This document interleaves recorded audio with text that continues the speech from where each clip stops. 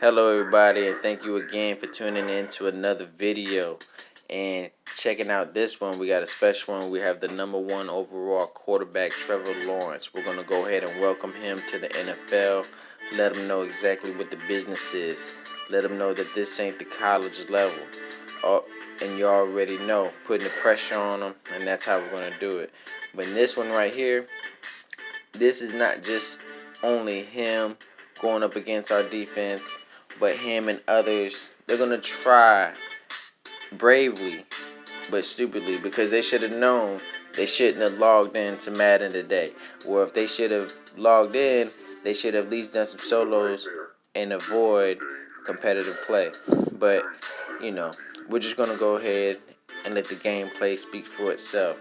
Now, in the end, all this right here isn't just, me playing good defense or them making a mistake of logging into Madden today. But at the same time, it's your abilities on where you put those abilities and who you put those abilities on.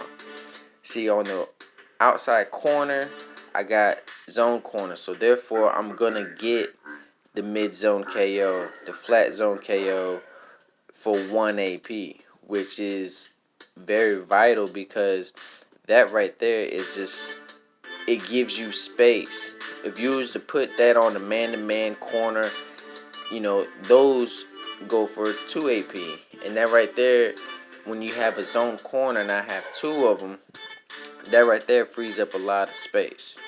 And that also goes towards, what kind of linemen do you have? Because you have linemen that will go ahead and give you, inside stuff and no outsiders for 1 AP. And you have to look at for what kind of lineman will give you that benefit. So that's very key. As you can see, we get the stop right there. And you really have to take a good maybe 10 minutes, maybe 30 for some, on where you want to put your abilities and how you want to distribute them. Now, you will see in this gameplay, I will go up against a person who has all their abilities on two people offensively. I mean, to each his own. If you want to do that, you can do that. But to me, I think that's a waste, because offensively, if you just have it on your quarterback and running back, then you already know you're not going to have the best catching, even if the ball gets there, because you have to have some kind of catching abilities.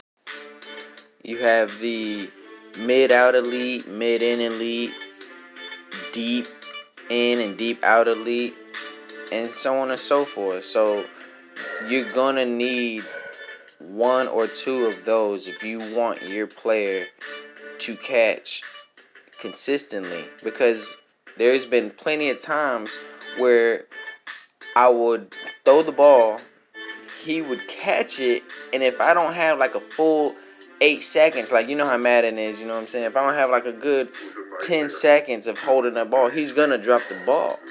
And what I mean by that, like, even though I'm over exaggerating, but you throw the ball into a tight window space, he catches it, and probably like a good second or a second and a half, the defender gets there and he'll knock it out of his hands, or they'll give you some weird animation, but so when you put on these catching abilities, you will definitely be able to hold on to that ball like you're supposed to.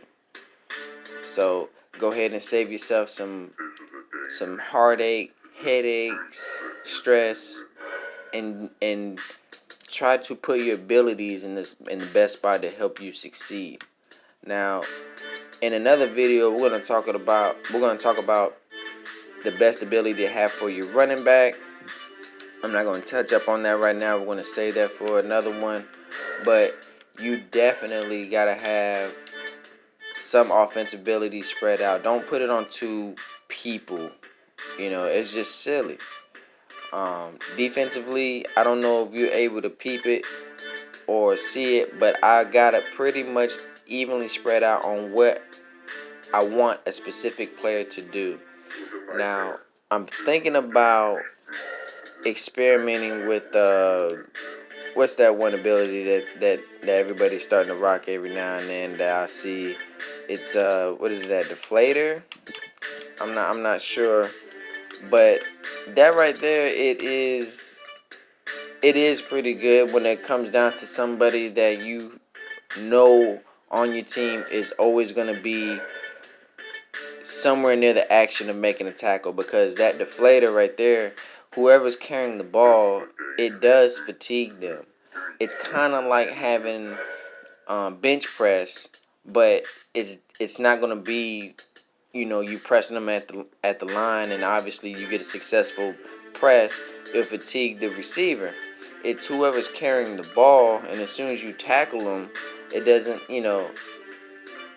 it again, it's not like bench press, but it does tire them out, and you can't do a conservative tackle. So if you hit stick them, you know you're gonna definitely see it, because I done got hit by a couple of people rocking the deflator, and it definitely tires whoever has that ball down. And sometimes I gotta switch up a play, and I gotta sub them in. Sub him out to get someone else in there. That way he can get his break. Um, so anything that you can do to make your opponent switch up his game, or take someone out of the game, that's pretty much what you're looking for. And I think that's not it's not a bad ability to go to. Now, in the beginning of the year, everybody was rocking one step ahead, because man-to-man defense was the thing, and there wasn't that many zone corners at that point. Where there was, but the ability for them to have what they need to be a zone corner, and for them to be worth having on your team, it wasn't there at the moment.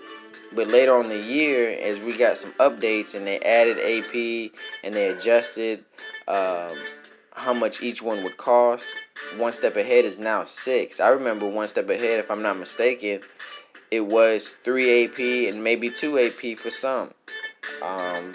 But I could be wrong. Let me know down in the comments. But as far as I know, that's what it was.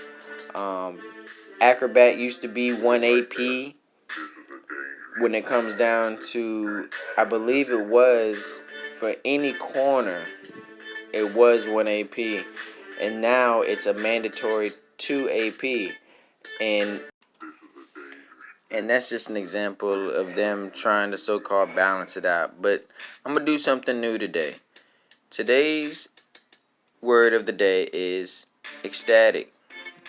Ecstatic means feeling or expressing overwhelming happiness or joyful excitement. Second definition, involving an experience of mystic self-transcendence.